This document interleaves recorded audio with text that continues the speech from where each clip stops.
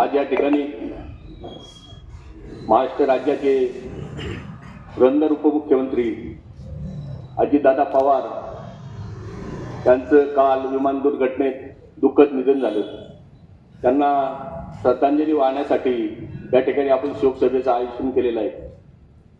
दादांच्या बाबतीत बोलायचं झालं, एक धडाडीचा नेता, सच्चा नेता, ज्याच्या शब्दाला किंमत होती, ज्याची प्रशासनावर जबरदस्त पकड होती. दादा नावानेच ते फेमस होते. निर्भीड व्यक्तिमत्व या महाराष्ट्राला सोडून गेलं. त्या महाराष्ट्रावर शोककळा पसरली. मी आदरणीय दादांना माझ्या वतीनं, आपल्या सर्वांच्या वतीनं आणि काँग्रेस पक्षाच्या वतीनं भावपूर्ण श्रद्धांजली अर्पण करतो.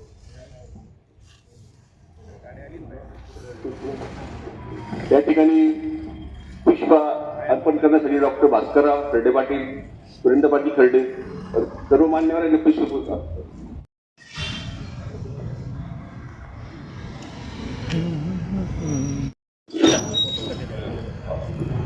फोटोसाठी सर्वांनी पुढे या. उभं राहा.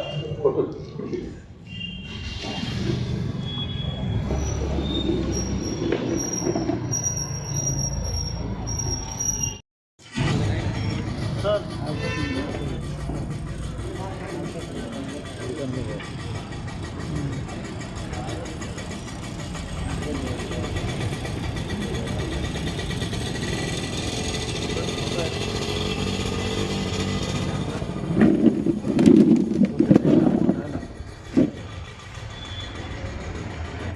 दादांचा माझा संबंध ज्यावेळेस मी बारामतीमध्ये कृषी अधिकारी म्हणून 1983 साली हजर झालो, त्यावेळेस पासून तर 1985 पर्यंत आमचा संबंध येत होता.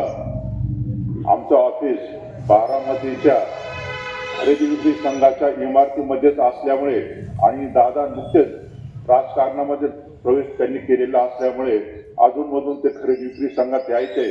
त्यावेळेस आमची गाठभेट व्हायची आणि त्या ठिकाणी एक दादांच्या मामाच्या गावचा माणूस आणि एक समवयस्क या नात्याने दादा आमच्याशी अगदी खुलेआम अगदी चर्चा करायचे, बोलायचे आणि एक विशिष्ट असा रिस्पेक्ट आम्हाला दादाकडून त्यावेळेस मिळत असायचा.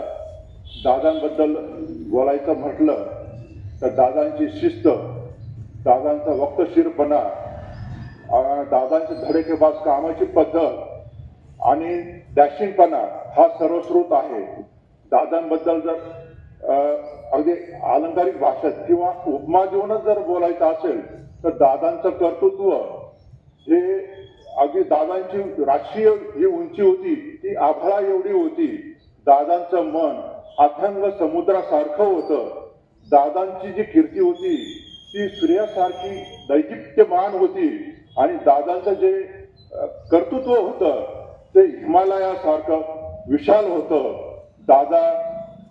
दादांचं स्वप्न अगदी मुख्यमंत्री होण्याचं होतं आणि जनतेलाही मनातून ते वाटत होतं, पण नियतीच्या मनामध्ये वेगळंच काहीतरी होतं.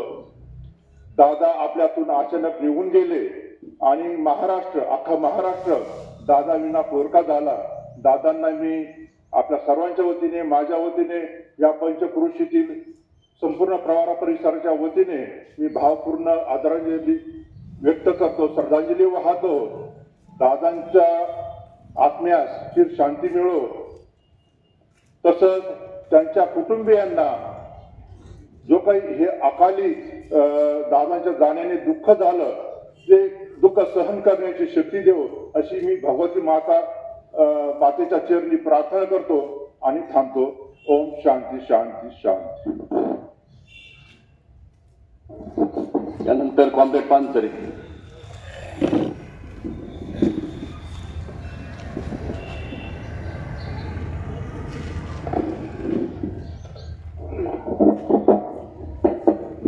जानेवारी महाराष्ट्राच्या इतिहासातील एक काळा दिवस म्हणून याची नोंद होईल. अजितदादा पवार यांचं काल विमान अपघातामध्ये बारामतीजवळ पोहोचत असताना निधन झालं. अतिशय स्पष्ट वक्तेपणा आणि आपल्या शब्दावर ठाम, त्यांच्या स्पष्ट वक्तेपणामुळं अनेक वादविवाद झाले, परंतु कधीही त्यांनी त्यापासून आपल्या शब्दापासून माघार घेतली नाही.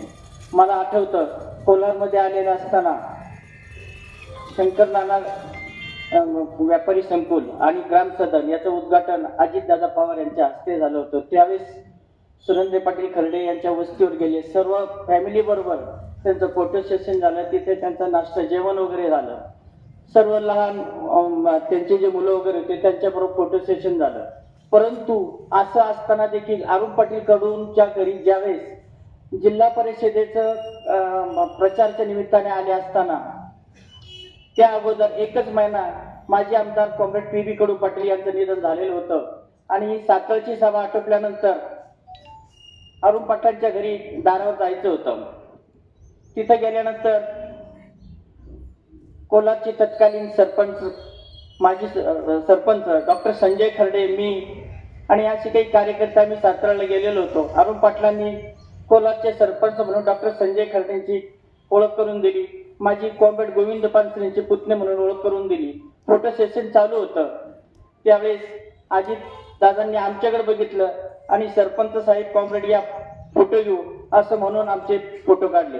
भारतीय जनता पक्षाबरोबर गेलेले असताना देखील शाहू फुले आंबेडकरांचा वारसा असेल किंवा यशवंतराव चव्हाणांचा वारसा असेल याच्याशी कधीही त्यांनी तडजोड केली नाही किंवा आपल्या तत्वाशी ते प्रामाणिक राहिले. महाराष्ट्रामध्ये अतिशय अगदी स्पष्ट वक्तेपणा काम करणारा माणूस आज एकमेव महाराष्ट्रातील हे एक उपमुख्यमंत्री होते की ज्यांच्या निधनानंतर संपूर्ण महाराष्ट्र शोक सागरात बुडाला. अशा या महान नेत्यास महाराष्ट्राचं मुख्यमंत्रीपद अगदी हुलकवण्यात देत राहिलं. महाराष्ट्राच्या मुख्यमंत्री पदापर्यंत त्यांना जाता नाही आलं. भविष्यात ते गेले पण असते, परंतु ते नेतीच्या मनात नव्हतं. मी भारतीय कम्युनिस्ट पक्षाच्या वतीने त्यांच्या स्मृतीस भावपूर्ण आदरांजली अर्पण करतो व थांबतो. ज्येष्ठ पत्रकार शिवाजी वैद्य.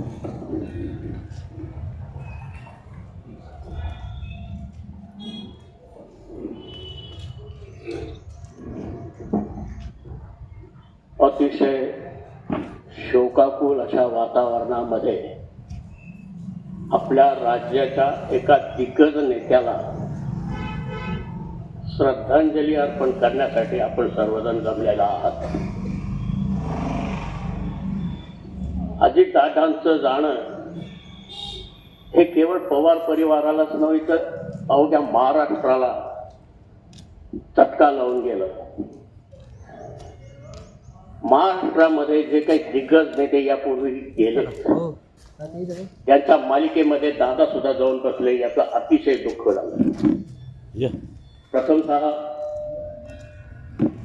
ज्येष्ठ नेते महाजन, त्यानंतर विलासराव देशमुख, गोपीनाथजी मुंडे, आर पाटील आणि त्यानंतरचे आपले दादा, यामध्ये 3 उपमुख्यमंत्री राहिलेले आहेत दिग्गज नेते. आर पाटील, गोपीनाथ मुंडे आणि दादा. वास्तविक पाहता दादांनी ही जे एक अकाली एक्झिट घेतली त्याचं अतिशय दुःख प्रवरा परिसराला झालं. ते अशा अर्थानं की या प्रवरा परिसराचा त्यांचा असलेला जो संपर्क आलेला होता, श्रीरामपूर दूध संघाची भेट, त्यानंतरच पी बी कडू पाटलांना श्रद्धांजली वाहण्यासाठी आलेले, कोलार पुतूर ग्रामपंचायतच्या ग्राम सदनाचं उद्घाटन, आणि त्यानंतर त्या अलीकडच्या 2-3 महिन्यामध्ये अमित शहांचा जो कार्यक्रम लोणीला झालेला होता त्या ठिकाणी आणि पद्मश्री विखे पाटलांच्या आणि खासदार साहेबांच्या पुतळ्याच्या अनावरणाला दादा उपस्थित होते.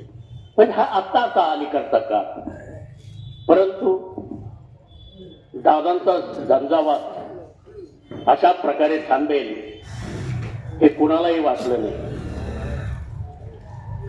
महाराष्ट्राच्या राजकारणाच्या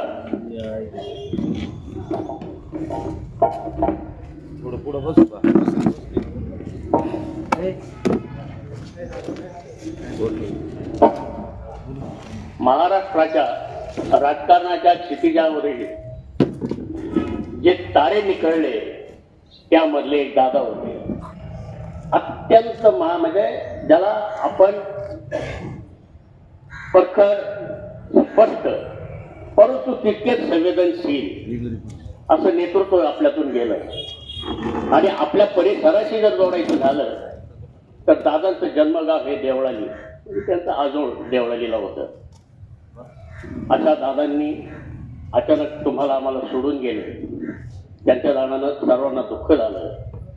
आणि जे दादा लहानपणापासून तर आज तागायत अखेरच्या क्षणापर्यंत अजित म्हणून राहिले, त्यांना मात्र मृत्यूपुढे पराजित व्हावं लागलं.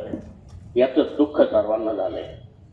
आपण सर्वजण त्यांना दुःख व्यक्त करण्यासाठी, शोक व्यक्त करण्यासाठी या ठिकाणी जमलेला आहात. महाराष्ट्राच्या राजकारणामध्ये ज्या काही दिग्गज नेत्यांनी, म्हणजे उदाहरणार्थ पुरोगामी महाराष्ट्राची जी चळवळ या ठिकाणी उभी राहिली, यशवंतराव चव्हाण, त्यानंतर वसंतदादा पाटील, त्यानंतरचे आता शरदराव पवार, आणि त्यांच्यानंतर तो वारसा कोण चालवी, तर त्या अजितदादांकडे त्या दृष्टिकोनातून महाराष्ट्र पाहत होता.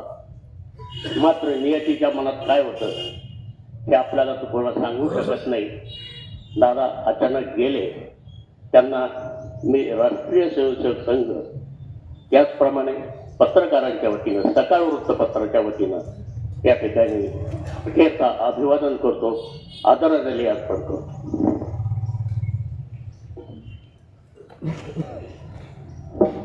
तसं पाहिलं तर दादांचं जीवन 66 वर्ष 6 महिने आणि 6 दिवस एवढंच आयुष्य त्यांना लाभलं. बाबाबाई,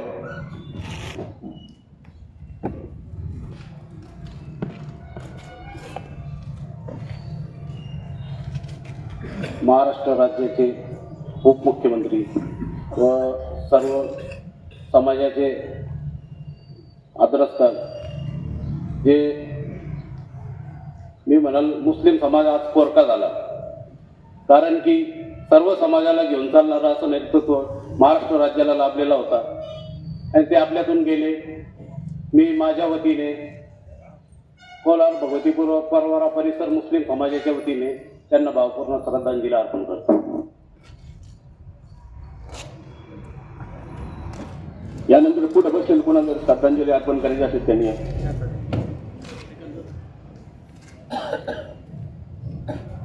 आज या ठिकाणी महाराष्ट्राचे लाडके उपमुख्यमंत्री आणि सर्वसामान्याचे नेता असलेला नेता म्हणजे दादा हे सर्वांचे लाडके नेते होते. या नेत्याला मी माझ्या पूर्वी माझे नेते म्हणूनच पाहिलेलं आहे आणि आज मी त्यांना नेते म्हणतो. आज मी माझ्या बुरड्या कुटुंबाच्या वतीनं व सत्यशोधक लहुजी क्रांती सेना राज्य प्रवक्ता या नात्यानं त्यांना भावपूर्ण श्रद्धांजली अर्पण करतो. थांबतो.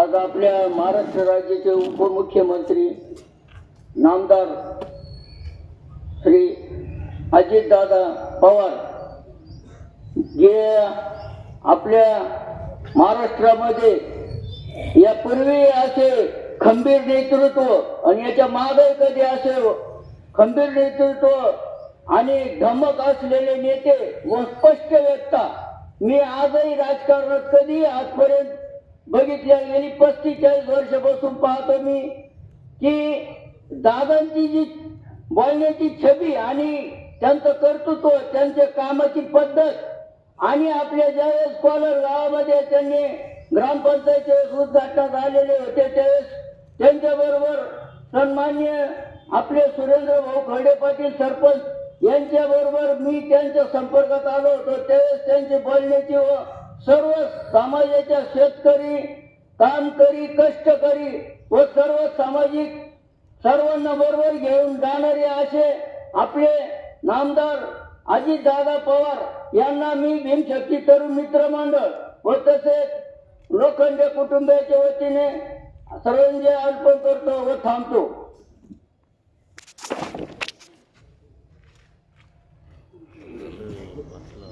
अतिशय दुःखद अशा जडांतकारणाने या ठिकाणी आपल्या महाराष्ट्र राज्याचे लोकप्रिय उपमुख्यमंत्री आदरणीय नामदार श्री अजितदादा पवार साहेब यांच्या अकाली निधनाने जे महाराष्ट्रावर शोककळा पसरली आहे, या अशा एक कर्तृत्ववान, एक डायनामिक लिडरशिप लाभलेल्या नेत्याला आपला महाराष्ट्र मुकलेला आहे. मित्रांनो, खूप सारे नेतृत्व गुण संपन्न असलेले व्यक्तिमत्व, यथावकाश त्यांचा आणि माझा क्वचितच अगदी 2 वेळेस संपर्क आला. त्याचं कारण असं की माझी मावस भगिनी जी का त्यांच्या माध्यमातून पुण्यामध्ये महाराष्ट्र राज्याचं महिला आयोगाच्या प्रदेशाचं सरचिटणीस म्हणून काम करते. त्यांची माझी मुंबई आणि पुणे या ठिकाणी त्यांच्या घरी निवासस्थानी भेट झाली. पण त्यांच्यामध्ये जी आत्मीयता होती, सर्व समाज घटकांना मान्यता देण्याची, सर्व समाज घटकांची विचारणा करण्याची आणि कोलारमधील जे एक वेगळं नातं त्यांनी जे निर्माण केलं होतं, जीवाभावाचं नातं निर्माण केलं होतं, ते आजही आपल्याला त्यांच्या निधनानं चटका लावून जाणार आहे. म्हणून मी पवार कुटुंबियांच्या या दुःखामध्ये भगवंताला एक प्रार्थना करतो की त्यांना नियतीने दुःखाचा डोंगर जो कोसळला आहे त्यातून सावरण्याची सद्बुद्धी देवो आणि दादांची जे स्वप्न आहे ते पूर्ण करण्यासाठी सर्व पक्षीयांच्या वतीनं मी त्यांना भावपूर्ण आदरांजली व्यक्त करतो. मी अखिल भारतीय सुवर्णकार समाजाच्या वतीनं देखील त्यांना भावपूर्ण श्रद्धांजली व्यक्त करतो. थांबतो.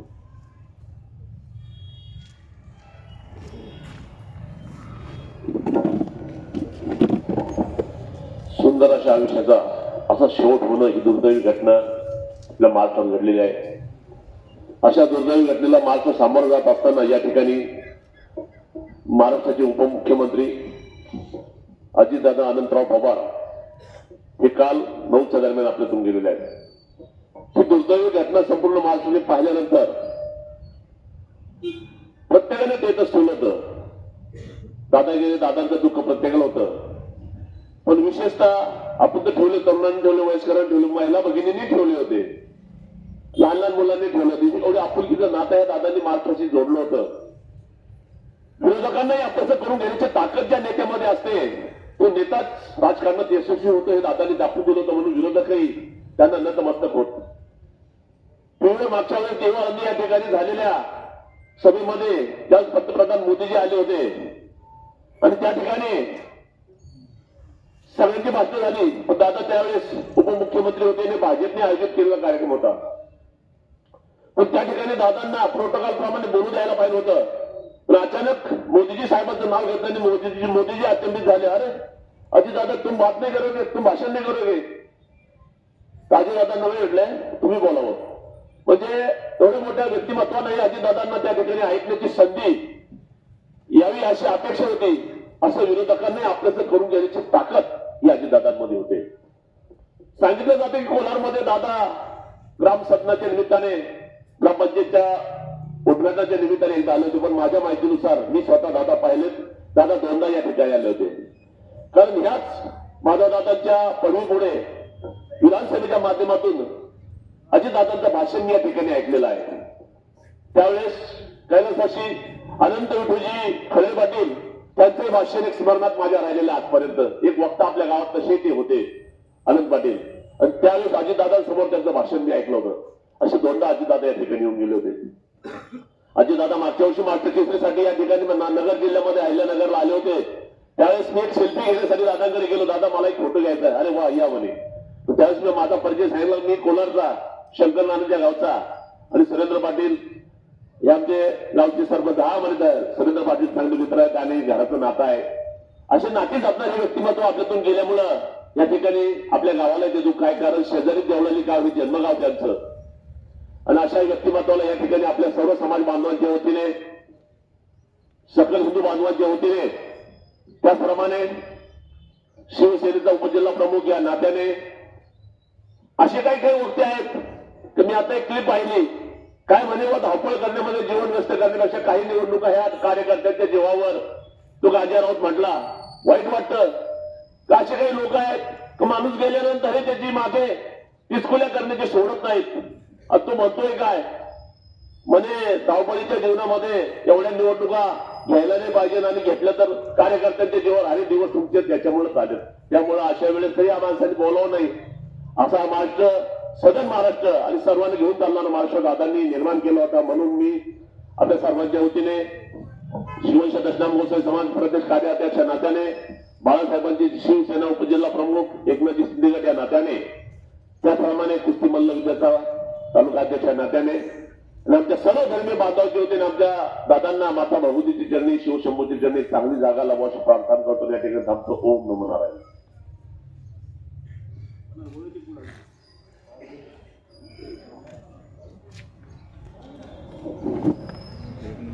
आज आपण सर्व या ठिकाणी दुःखद अंतःकरणानं शोक सभेसाठी जमलेलो आहोत. कालच अनपेक्षित घटना घडली आणि महाराष्ट्र राज्याचे उपमुख्यमंत्री अजितदादा विमान दुर्घटनेतून आपल्याला सोडून गेले. कोणाचाही विश्वास बसत नाही. बातमी पाहत असताना असं वाटायचं की दादा दवाखान्यात जातील, बरे होतील, सर्वांची अपेक्षा अशी होती. पण नियतीचा खेळ वेगळा होता.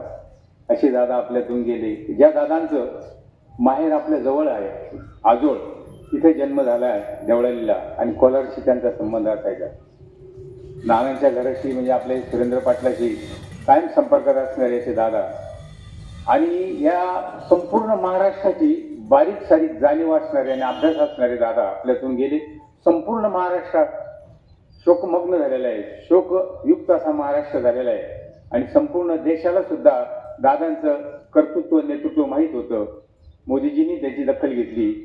आणि माझा या ठिकाणी सुरेंद्र भाऊचे पुष्कळ फोटो आहेत आणि सुहासजीचा फोटो आहे. बऱ्याच जणांचे आपल्या श्याम भाऊन सांगितलं की दादांचे फोटो आहेत. माझा एक थोडासा संपर्क दादाशी आला होता की दादा ज्या वेळेला आपले उद्धवजींच्या मंत्रिमंडळामध्ये होते त्यावेळेला मला त्यांना एक ट्रक संस्थेच्या वतीनं निवेदन देण्याची त्यासाठी आम्ही गेलो होतो. 7-8-10 जण. सकाळी दादांनी 10 वाजता 9-9:30ला आम्हाला अपॉइंटमेंट मिळाली होती. आम्ही त्यांच्या बंगल्यावर गेलो होतो. इतका स्पष्ट वक्ता आणि खऱ्याला खरं म्हणणारा, खोट्याला खोटं म्हणणारा माणूस मला त्या दिवशी दिसला. आणि तेव्हापासून माझ्या मनामध्ये अशी एक दादाविषयी वेगळीच आत्मीयता निर्माण झाली की हा माणूस खोट्याला कधीच साथ करीत नाही. आम्ही बसला असताना त्यांच्या पेन सांगितले की त्यांच्या बारामती भागातले 4-6 कार्यकर्ते मोठे त्या ठिकाणी त्यांना भेटायला आले. दादांनी बोलवलं आणि सर्व बसलेलो होते तिथे. राठी शेठ होते, आबा होते आमचे, आणि ते 2-3 जण आले, पेढे घेऊन आले, हार घेऊन आले. पण दादांनी त्यांना पाहिलं आणि इतके स्पष्ट बोलले, अरे तुम्ही मला हारपुरे देऊन आणि पेढे देऊन मला आम्हीच दाखवता काय? तुम्ही तुमच्या भागामध्ये गुन्हे करता, गुंडगिऱ्या करता, खून मारामाऱ्या करताना बचावासाठी माझ्याकडे येतात. अजिबात नाही, चालते व्हा. आमच्या सर्व देखत दादा त्यांना काढून दिलं बाहेर. त्यांचे हारतुरे घेतले नाही. वाईटाला वाईट बनणारा किंवा खरा बोलणारा माणूस, त्यावेळेपासून माझ्या मनामध्ये दादाविषयी एक वेगळीच सद्भावना आणि आदरयुक्त भावना आहे. अशा या महान नेत्याला आज आपल्या सर्व दुःख सोडून गेले. परमेश्वर त्यांना आणि त्यांच्या कुटुंबाला एक सावरण्याची शक्ती देवो. आणि या ठिकाणी मी आपल्या सर्वांच्या वतीने आणि भगवती देवालय ट्रस्टच्या वतीनं दादांना भावपूर्ण श्रद्धांजली अर्पण करतो. थांबतो. जय हिंद, जय महाराष्ट्र.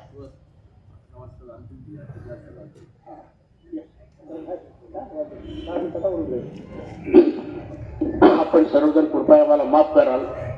आपला स्थानिक एक संदर्भ मी आपल्याला सांगून गेलो की ग्राम सदनाचं उद्घाटनाचे दादा आले होते.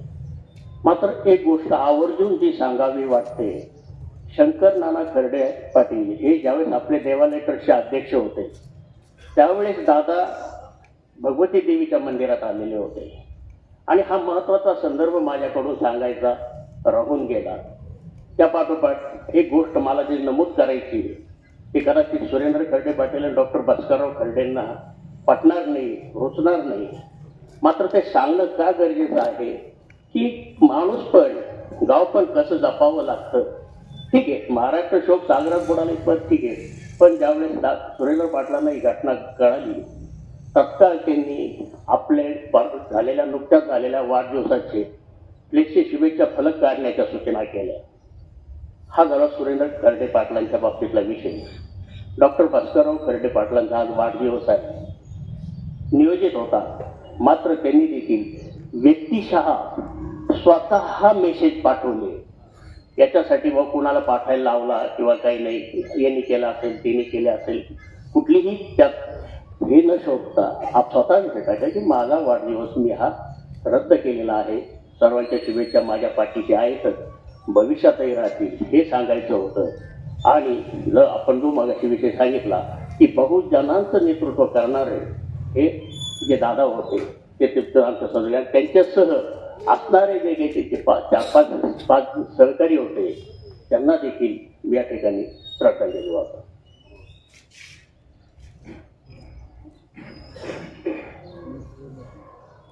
अच्छा, अजितदादा आपल्यातून 2 दिवसापूर्वी निघून गेले आहेत आणि आपण कोलार भगवतीपूरचे सर्व नागरिक त्यांना श्रद्धांजली वाहण्याकरता आज इथं जमलेलो आहोत. मृत्यू हे जीवनाचं अंतिम आणि अटल सत्य आहे. ते कोणालाही कुठे आणि कसेही भेटलं याचा काही नियम नाही. सकाळी हसत बाहेर पडलेली व्यक्ती संध्याकाळी परत घरी याची खात्री नसते. तरीही आपण हे सर्व सत्य विसरून रोजच्या धावपळीत तणावाच्या आणि अपेक्षेच्या बोजाखाली राहतो. उद्याची चिंता, भविष्याची भीती आणि अजून मिळायचं आहे या विचाराचा आजचा क्षण निसटून जातो. क्षणभर थांबतात, मन शून्य होतं, डोळे पाणावतात आणि आयुष्य किती नाजूक आहे याची जाणीव होते. यावेळी लक्षात येते की पैसा, पद, प्रतिष्ठा, सत्य हे जागेवर राहतं आणि सर्व काही एका क्षणात विसरून जातं. आज अजितदादाकडे मी त्यांचा फार्म हाऊस सुद्धा पाहिला आहे. 100 एकरचा फार्म हाऊस. उजनी धरणाच्या वर खडकमाळावर मोठी डेअरी तिथं पण गेलो होतो. आज त्यांचे 10-12 कारखाने आहेत. त्याच्यात अंबालिका जो कारखाना आहे तो 15,000 टनांचा चालतो. एवढा मोठा माणूस एवढं सारं सोडून गेल्यानंतर त्यांना मी भावपूर्ण श्रद्धांजली अर्पण करतो आणि थांबतो. जय हिंद. आज आपण अतिशय शोकाकुल वातावरणामध्ये आपल्या सर्वांचे दादा यांना भावपूर्ण श्रद्धांजली अर्पण करण्यासाठी या ठिकाणी उभा होतो. तसा आपल्या गावातील बऱ्याचशा व्यक्तींचा दादांशी जवळून संपर्क होता. आपल्या गावामधील वेगवेगळ्या विकास कामामध्ये दादांचा मोलाचा पाठिंबा होता. आपल्या वयोगटातील व्यक्तींना दादा जे आपण मीडियामध्ये राहतो त्यांना सर्वांना माहीत आहे. परंतु काल मी शिर्डी आणि परिसरामध्ये सकाळी 9 वाजता होतो आणि 2 घरामध्ये होतो.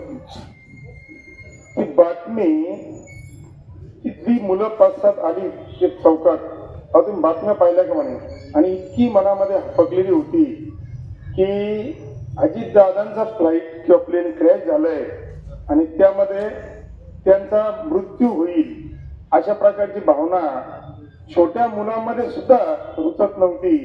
आणि हेच पाहिल्यानंतर जाणीव झाली की दादांचं वास्तव्य किंवा दादांचं जे प्रेम आहे ते किती वयोगटापर्यंत किंवा कोणापर्यंत पोहोचलेलं आहे. तर अशा प्रकारचं एक महान नेतृत्व की ज्यांनी काल तसंच फिरत असताना आणखी एक गोष्ट जाणवली की ज्यावेळेस या लाडकी बहीण योजना सुरू झाली दादांच्या माध्यमातून अर्थ खातं त्यांच्याकडेच होतं. परंतु सरकार बदलल्यानंतर ही मिळेल की नाही शंका होती. परंतु दादांनी अशा पद्धतीने नियोजन केलं की कधीही कोणालाही त्या लाडक्या बहिणीचे पैसे मिळायला ही कधीही अडचण आलेली नाहीये. तर अशा दादांनी जे सामान्यामध्ये आणि विशेष करून कोणत्याही जाती धर्माला वर्गाला त्यांनी पूर्ण सहकार्य केलं.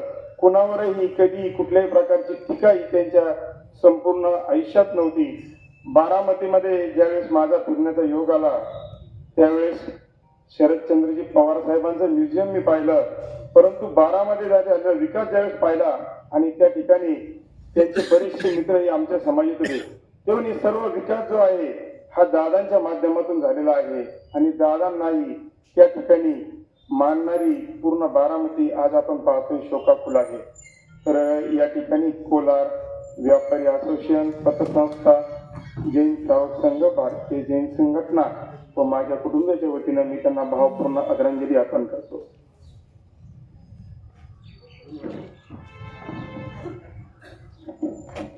आज या ठिकाणी आपण सर्वजण दुःखद अंतकरणाने महाराष्ट्र राज्याचे उपमुख्यमंत्री माननीय अजितदादा पवार साहेब यांच्या जाण्याने जे शोक पसरलेला आहे पूर्ण महाराष्ट्रभर, त्यासाठी याच ठिकाणी आपण जमलेलो आहोत. एक कालचीच घटना आहे. अमोलजी सावंत होते, राहता वकील संघामध्ये भेट देण्यासाठी आले होते. अमोल सावंत हे महाराष्ट्र राज्याचे वकील संघाचे अध्यक्ष.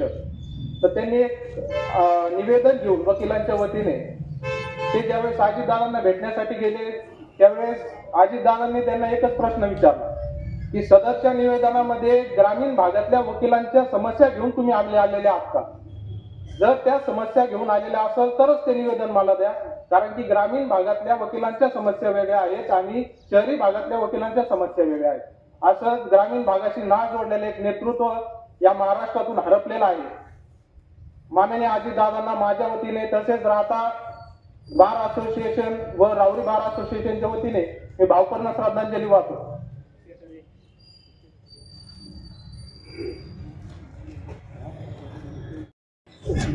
ज्यासाठी आज आपण जमलोय अशा आपल्या सर्वांचेच लाडके नेते महाराष्ट्र राज्याचे उपमुख्यमंत्री माननीय अजितदादा पवार साहेब यांचं काल बारामती येथे विमान अपघातात निधन झाले.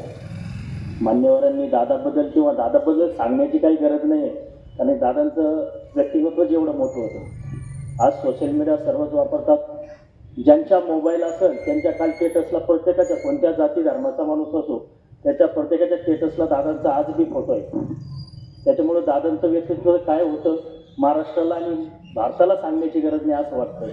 म्हणून आपला माणूस कोण असतो हे काल दादा गेल्यानंतर कळालंय पूर्ण महाराष्ट्राला.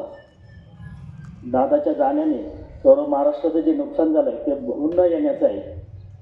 आपल्या कोलार ग्रामपंचायतच्या वतीने पद्मश्री डॉक्टर विठ्ठलराव विखे पाटील कारखान्याच्या वतीने मी दादांना भावपूर्ण श्रद्धांजली अर्पण करतो.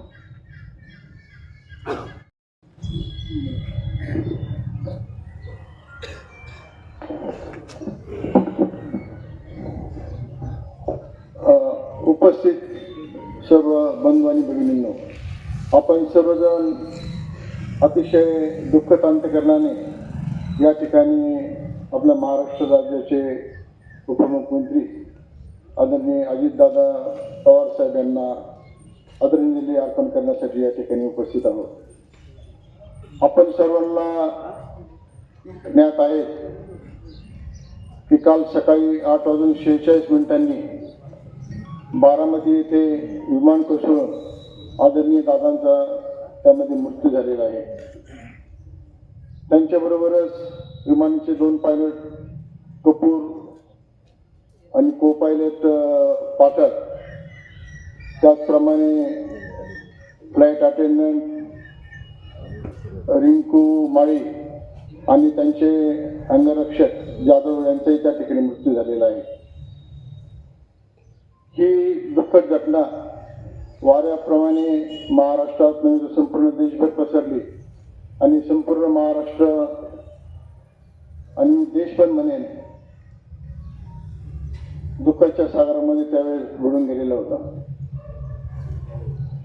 अजितदादांचा माझा तसा व्यक्तिशः फारसा संबंध आलेला नव्हता, परंतु असंख्य कार्यकर्त्यांच्या बोलण्यातनं किंवा त्यांच्याशी चर्चा करत असताना अजितदादांचे व्यक्तिमत्वाचे विविध पैलू त्या ठिकाणी मला कळलेले होते. आपल्या जवळजवळ 40 वर्षाच्या राजकीय कारकिर्दीमध्ये मला वाटतं की असं एकही खातं नसेल की त्या ठिकाणी दादांनी मंत्रिपद भूषवलं आहे. अनेक वेळा ते उपमुख्यमंत्री सुद्धा राहिलेले आहेत. स्वभावाने अतिशय कणखर, स्पष्ट वक्ता, कोणाशी बीडभांड न ठेवणारा वक्ता, ही एक बाजूने, आणि दुसऱ्या बाजूने अतिशय मायाळू, दयाळू, सेन्सिटिव्ह असे व्यक्तिमत्व होतं. अजितदादांचं कुटुंबावरती सुद्धा फार प्रेम होतं. त्यांना फॅमिली मॅन म्हणायचे. आपल्या सर्वांना माहीत आहेच की वेळेचे ते किती वेळेचं किती ते भान ठेवायचे, वेळेचं किती मान ठेवायचे हे आपलं सर्वांना माहीत आहे. परंतु असा हा महान नेता गेल्याने निश्चितपणे आपला महाराष्ट्र पोरका झालेला आहे. हा वेळेचं भान ठेवणारा नेता आपल्यात वेळ आधीच निघून गेलेला आहे याची सर्वांना या ठिकाणी हळहळ वाटते आणि म्हणूनच संपूर्ण महाराष्ट्र शोककुल या ठिकाणी झालेला आहे.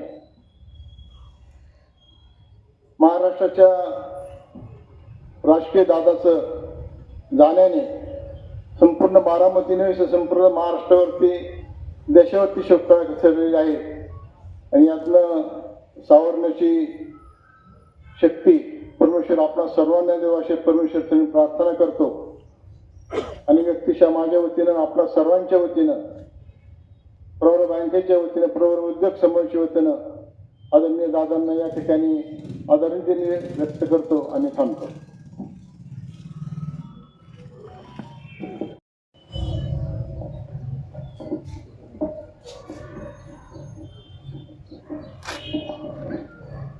तुमच्या आमच्या सर्वांची दादा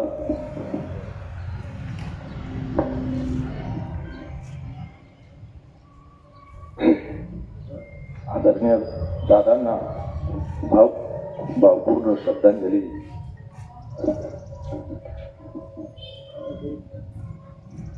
देण्यासाठी या ठिकाणी उपस्थित आहोत.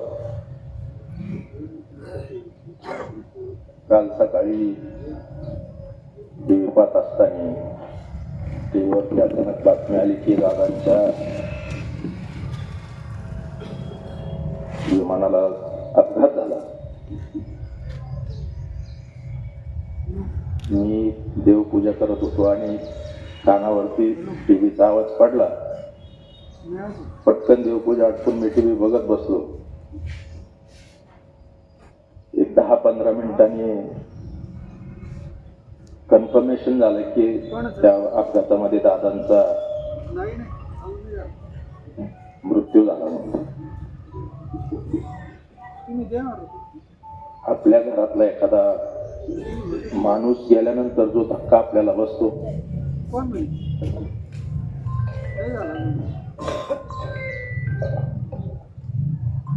तोच धक्का मला बसला आणि 10-15 मिनिटं काय मला सूचना असं झालं.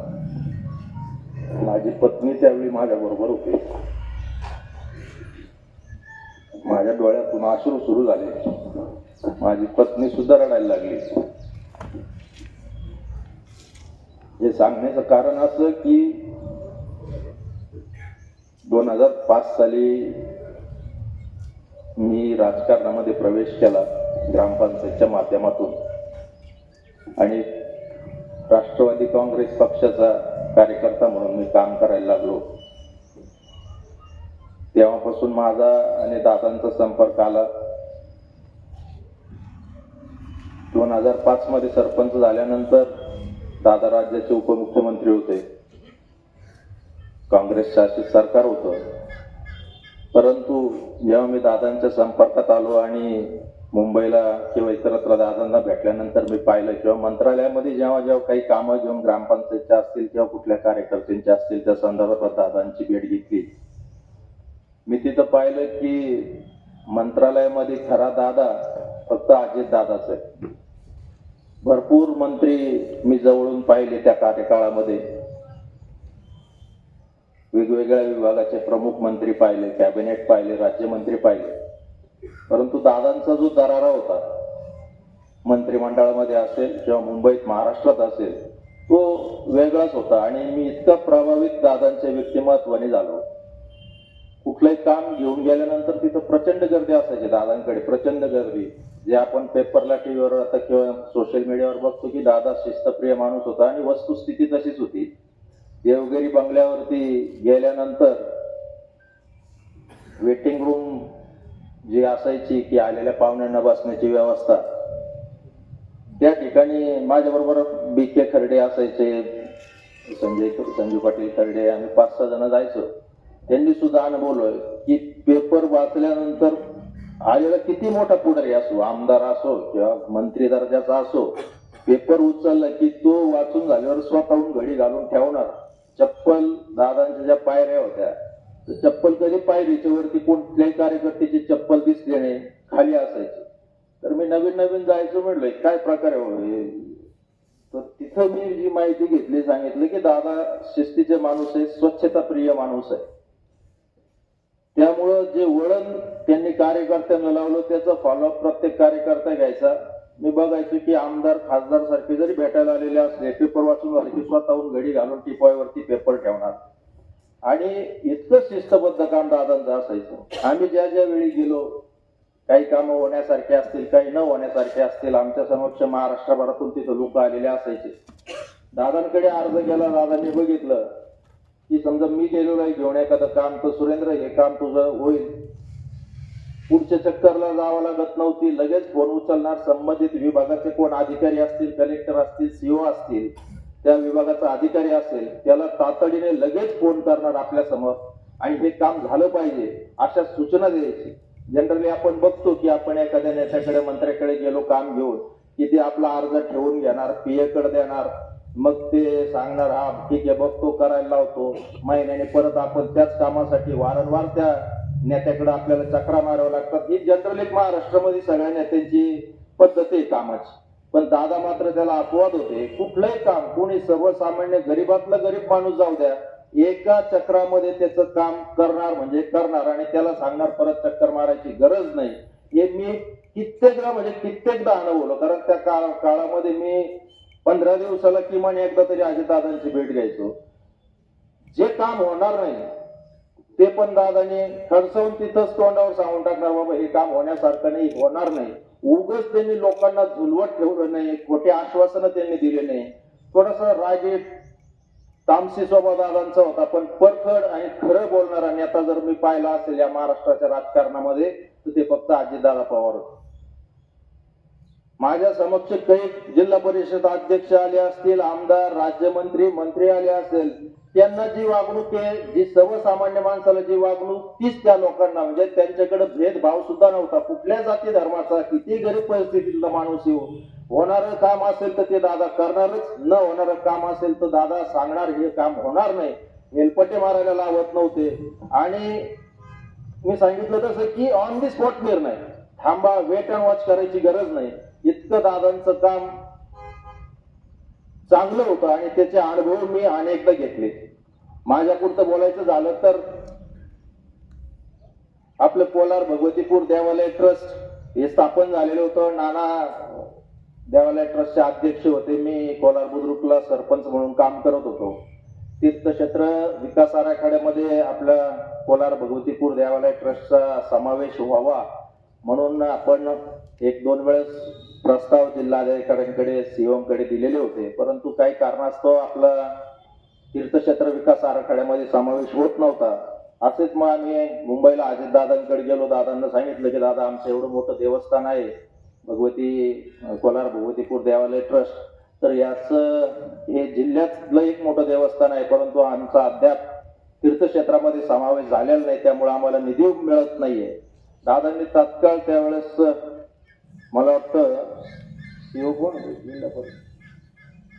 त्यांना फोन केला आणि त्यांना सांगितलं की कोलार भगवतीपूरचा देवालय ट्रस्टचा समावेश तीर्थक्षेत्र विकास आराखड्यामध्ये झाला पाहिजे.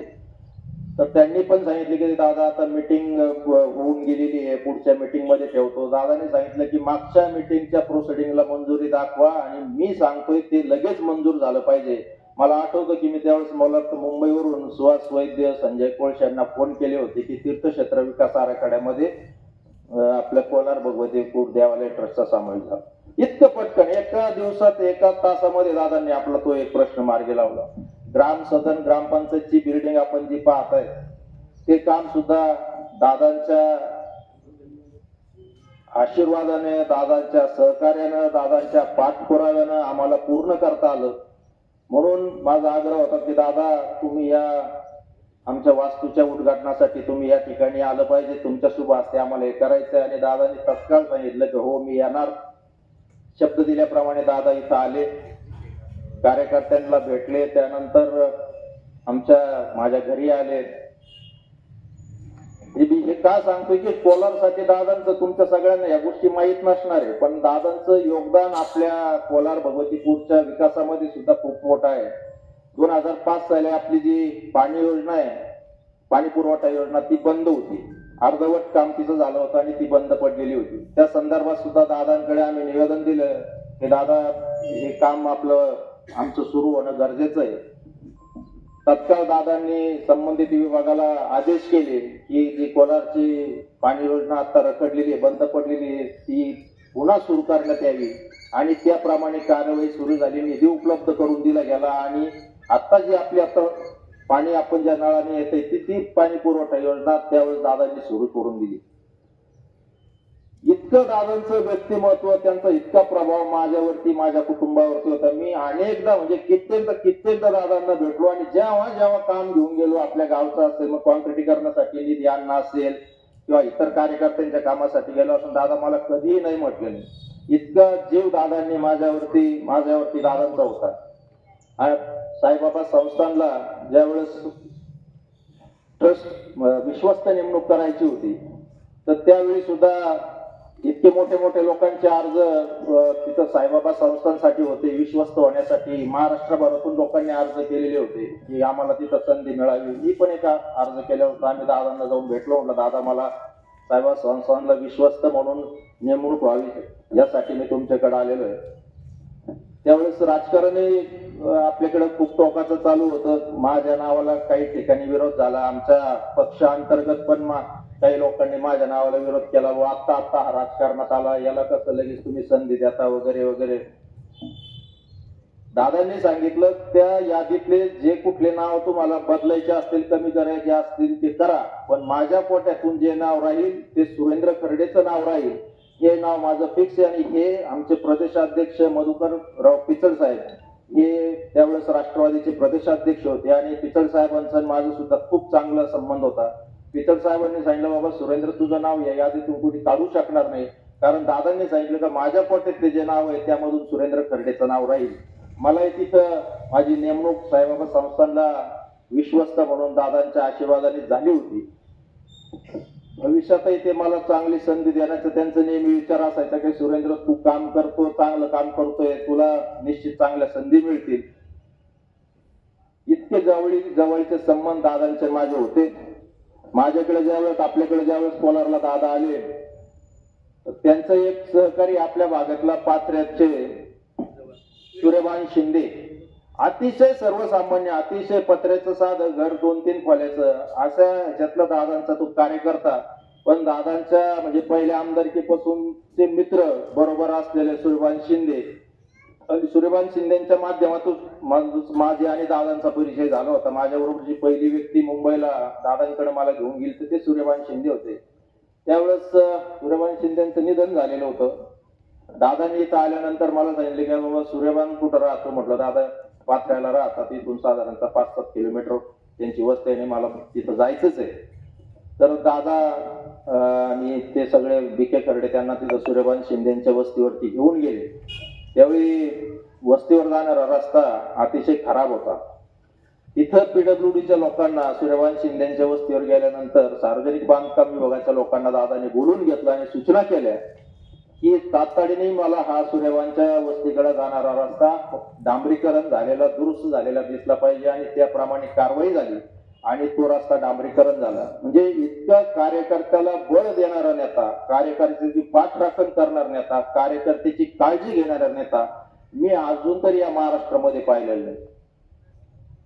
सर्वसामान्य कार्यकर्त्याला बळ कसं द्यावं, त्याला ताकद कशी द्यावी, त्याला मोठं कसं करावं हे शिकायचं असेल तर निश्चित अजितदादांकडून शिकलं पाहिजे. कामाच्या बाबतीत तर त्यांना महाराष्ट्रात तोड नाही. राजकारणापुरतं, निवडणुकीपुरतं दादाने नेहमी केलं आणि एकदा निवडणुका संपल्या मग कुठल्याही पक्षाचा माणूस त्यांच्याकडे काम घेऊन जावं, त्याचं रास्त काम असेल तर त्याला विरोधक म्हणून त्यांनी त्याच्याकडे पाहिलं नाही, तर त्याचं काम कसं करता येईल आपल्याला त्या दृष्टिकोनातून दादांनी काम केलं. त्यांच्या तुम्ही व्हिडिओ पाहिले असेल की ते भाषणातून सुद्धा सांगायचे निवडणुका संपल्या की राजकारण संपलं आणि मग महाराष्ट्राचा उपमुख्यमंत्री म्हणून मी काम करतो. त्यावेळेस कुठल्याही पक्षाचा माणूस माझ्याकडे काम घेऊन आला तर निश्चित मी ते काम करतो.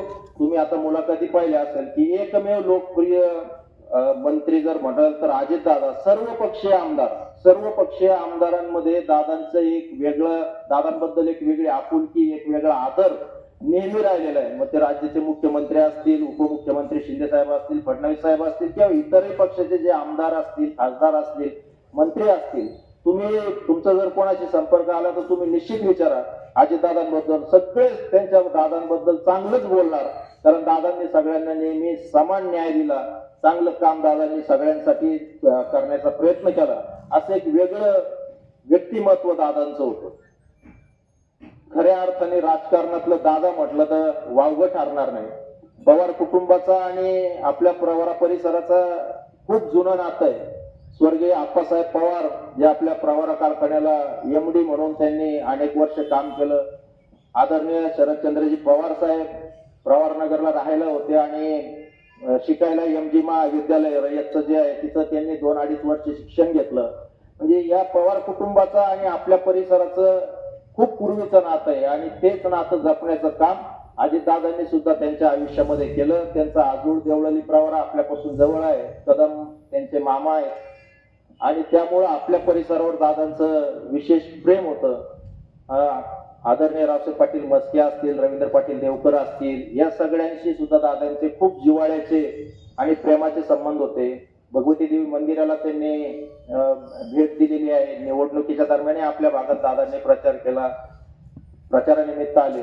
एक धडाडीचं नेतृत्व, स्पष्ट वक्ता, स्पष्ट तोंडावर बोलणारा माणूस आणि सकाळी 6 वाजल्यापासून रात्री झोपेपर्यंत कामाचा ध्यास असलेला माणूस, ध्यास असलेला नेता कोण असेल तर ते अजितदादा पवार. काल सुद्धा आपण बघितलं असेल की त्यांची विमान दुर्घटना झाल्यानंतर सगळे म्हणजे त्यांच्या बरोबरचे त्यांचे 4 सहकारी, पायलट, को पायलट, त्यांचा अंगरक्षक आणि ती अटेंडंट यांचा देखील मृत्यू झाला.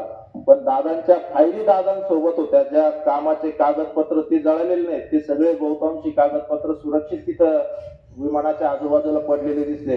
म्हणजे सकाळी 6 वाजता दादा मुंबईवरून निघाले, त्यावेळेस सुद्धा कामच करत होते आणि बारामतीत सुद्धा सभेसाठी येत असताना सर्व कामाची कागदपत्र दादांबरोबर सोबत होती. तुम्ही विकास आपण जे म्हणतो तर जे कोणी बारामतीला गेले त्यांनी निश्चित पाहिलं असेल की महाराष्ट्रातलाच जिल्ह्यात असं नाहीये असं बारामती शहर दादांनी आणि पवार कुटुंबाने करून दाखवलेलं आहे. बारामतीला जो माणूस पहिल्यांदा जातो, एकदा बारामतीचे रस्ते, बारामतीचे बाजारपेठ, बारामतीमध्ये असलेल्या सरकारी सगळ्या संस्था, सहकारी संस्था, हे सगळं जर आपण नजरेखालून घातलं तर असं वाटतं की आपण भारतातल्या एखाद्या तालुक्यात आलेलो नाही, कुठंतरी दुसऱ्या परदेशामध्ये आपण आलो की काय. अशी डेव्हलपमेंट त्या बारामती शहराची, बारामती जिल्ह्याची, तालुक्याची त्यांनी केलेली आपल्याला पाहायला मिळते. काटेवाडी असेल, त्यांचं राहतं गाव अतिशय सुंदर, रस्ते, त्याला सर्व्हिस रोड, वृक्षारोपण म्हणाल तर तुम्ही पूर्ण हिरवगार असं बारामती शहर आपल्याला पाहायला मिळतं. याला म्हणतात विकासाचं मॉडेल. तिथलं तुम्ही पोलीस स्टेशनची बिल्डिंग पहा, तिथल्या सगळ्या संस्था, सहकारी असेल किंवा सरकारी असेल, अतिशय सुंदर काम त्या ठिकाणी या पवार कुटुंबाने निर्माण केलेलं आहे. म्हणूनच कालपासून तुम्ही बघितलं असेल की कुठल्याही पक्षाचा राज्य पातळीवरचा नेता असो किंवा राष्ट्रीय पातळीवरचे नेते असो, मग त्यामध्ये आदरणीय नरेंद्रजी मोदी साहेब असतील, अमित शहा साहेब असतील किंवा केंद्रीय मंत्रिमंडळातील अनेक नेते, त्यांनी दादांबद्दल सगळ्यांनी गौरव उद्गारच काढले. ज्यांनी दादांचा अनुभव घेतला, दादांच्या कामाचा अनुभव घेतला, त्यांनी दादांचं कौतुकच केलं. असे दादा आकस्मित अचानक आपल्या सर्वांना सोडून गेलेत. फक्त पवार कुटुंबाचंच नाही तर संपूर्ण महाराष्ट्राचं खूप मोठं नुकसान दादांच्या जाण्याने झालेलं आहे. दादांची बोलण्याची शैली सुद्धा त्यांच्या कधी त्यांना त्याच्यापासून थोडा त्रासही सहन करावा लागला, पण एकदम ग्रामीण टच असलेली, म्हणजे गावाकडची भाषा, बोली भाषा जी म्हणतो तशी भाषा दादांची असायची. भाषणामधून सुद्धा मिश्किलपणे ते जोक करायचे, लोक हसवायचे. कधी त्यांच्या बोलण्याने थोडस वाद पण निर्माण व्हायचा, परंतु त्याचा कधी दादांनी विचार केला नाही आणि खूप चांगला वक्ता आपल्यातून गेलेला आहे. महाराष्ट्राचं मी सांगितलं की कधीही भरून नाही येणार. जे काही मोजके मागाशी नाव घेतले की विलासराव देशमुख साहेब असतील, या पिढीतले गोपीनाथजी मुंडे साहेब असतील आणि आता प्रमोद महाजन जे असतील, आता अजितदादा यासारखे लोक या महाराष्ट्रातून गेलेत, परत आपल्याला दादा तरी पाहायला भेटणार नाहीत. याचं निश्चित खूप मोठं दुःख मनामध्ये आहे. आज जर आपण महाराष्ट्रात पाहिलं तर त्या तोडीचं कोणी विरोधी पक्षामध्ये नेता आपल्याला पाहायला मिळत नाही. विरोधी पक्षाची धुरा, राष्ट्रवादी काँग्रेसची धुरा आता कोण सांभाळेल असं सगळ्यांच्या मनामध्ये प्रश्न निर्माण झाला. कारण दादांचा एक वचक, दादांची एक दहशत सत्ताधारी पक्षामध्ये किंवा इतर सगळ्याच पक्षांमध्ये होती. आज दादा गेल्याने ही खूप मोठी पोकळी निर्माण झालेली आहे. या महाराष्ट्राचं खूप मोठं कधीही ना भरून येणारं नुकसान झालेलं आहे.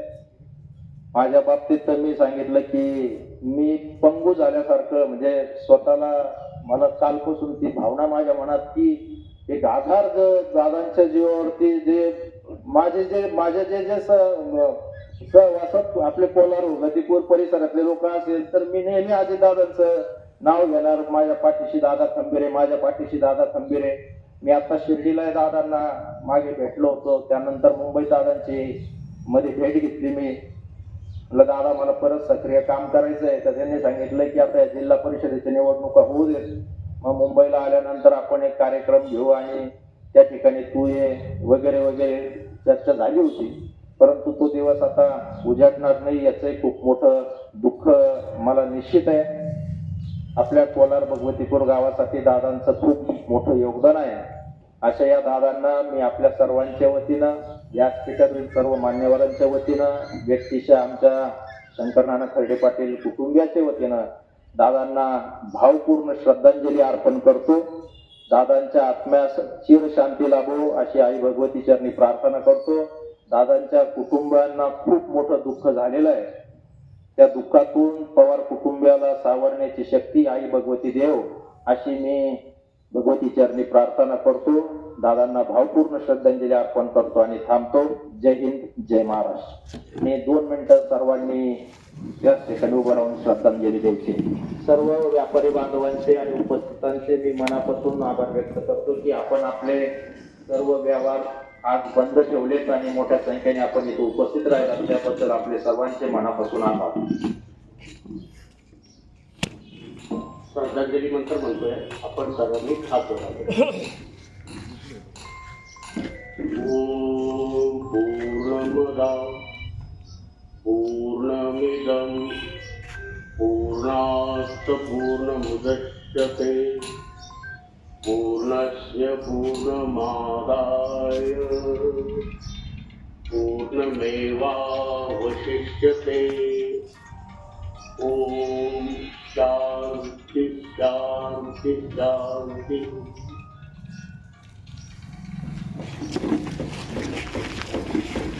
ताज्या बातम्यांसाठी आणि नवनवीन अपडेट्ससाठी SRB न्यूजला सबस्क्राईब करा आणि बेल आयकॉनला प्रेस करा.